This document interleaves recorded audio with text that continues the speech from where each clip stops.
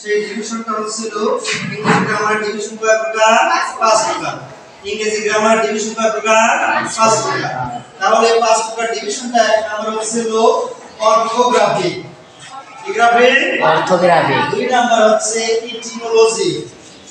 3 number হচ্ছে syntax. 3 number কি? Syntax. 4 নাম্বারটা হবে পাংচুয়েশন। আর 5 নাম্বারটা হবে প্রসোডি।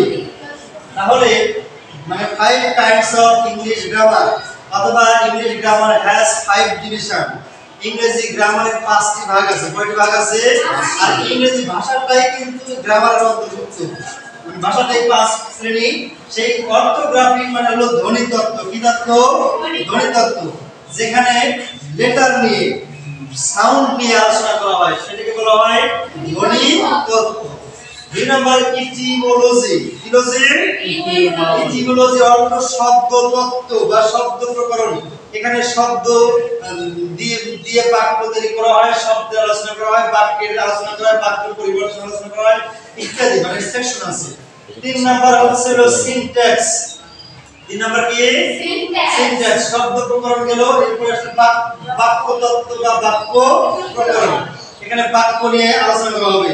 অ্যাফারমেটিভ নেগেটিভ মানে বাক্যের যতগুলো শ্রেণী আছে। Number 4 punctuation. পাংচুয়েশন হচ্ছে বিরাম চিহ্ন। পাংচুয়েশনটা কি? এখানে বিরাম চিহ্নের ব্যবহার, অর্থাৎ একটা ল্যাঙ্গুয়েজকে মানে সুবিমধুর করতে সুচারু সুন্দরভাবে গোছালোভাবে মানে মানুষের মাঝে মাধুর্যভাবে তৈরি করে তোলার জন্য বলার জন্য যেটা ব্যবহার করা হয় পাংচুয়েশন। বিরাম চিহ্ন যদি ব্যবহার করা না হয় ভাষা এলোমেলো হয়ে যায়। আমাদের বাংলায় শিখেছে, আমাদের স্যার শিখেছে এখানে দাঁড়িয়ে প্রস্রাব করিবেন, না করিলে 50 টাকা জরিমানা, তাই না? কমাটা এখানে দাঁড়িয়ে প্রস্রাব করিবেন না, এইখানে না যে না রাখে দিয়েছে, তাই না? এটা শিখেছে। তাহলে পাংচুয়েশন ব্যবহার আছে। নাম্বার 5 হচ্ছে প্রসোডি। প্রসোডি হচ্ছে ছন্দ প্রকরণ। কি প্রকরণ? ছন্দ প্রকরণ। এটা কবিতার ক্ষেত্রে বেশি ব্যবহৃত হয় ছন্দের মিল রাখার জন্য।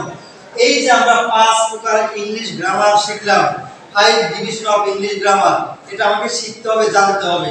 এর ভিতরে কোন সেকশনে কি আলোচনা করা হয় সেই বিষয়ে আমরা ধাপে ধাপে পরবর্তীতে জানব। আজকে যে আমরা শিখলাম যে ল্যাঙ্গুয়েজ কি, ল্যাঙ্গুয়েজ, তারপরে শিখলাম হচ্ছে ইংলিশ ল্যাঙ্গুয়েজ কি, ইংলিশ গ্রামার কি, এটা কাকে বলে ইংলিশ গ্রামার, কে বলতে পারবা? ইংলিশ গ্রামার কাকে বলে?